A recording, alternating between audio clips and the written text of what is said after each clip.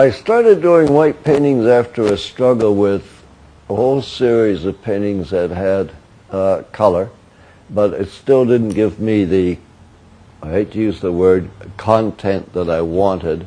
And somewhere along the way, I did a 4x4 painting, essentially of white paint, pulled over the surface. And I said, my God, that's good. I put it up on a white wall. Roy Kyoka came in and said, what have you been doing? I said, well, there. And he said, I don't see anything.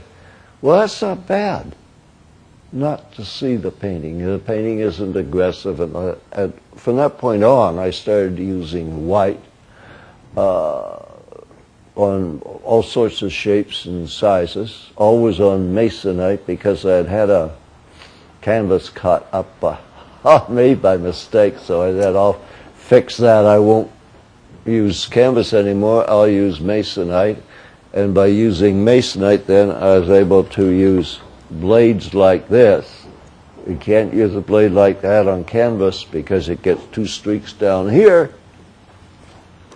And I've enjoyed it. It's also a physical thing.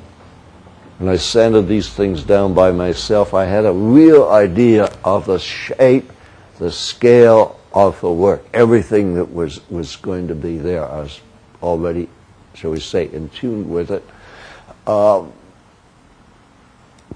The images, oh boy, I can't think back that far where they're coming from. But then I started to do a series of larger paintings. Most of them were 8 feet by 8 feet, 2 panels of masonite. At that time, I was a little bit more certain maybe of what I was doing. I enjoyed doing them.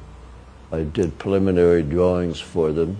Again, always a preliminary drawing, because I'm not the intuitive kind who can go ahead and splash away on a canvas.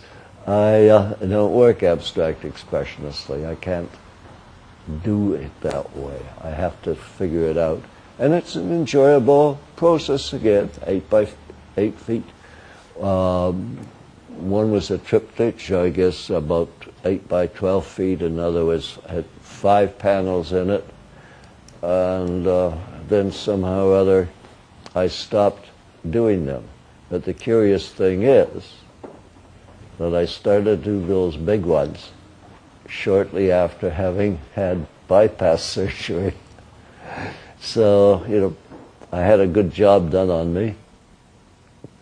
And then now I'm a little older. I'm not making big ones anymore. I mean, who wants a big one?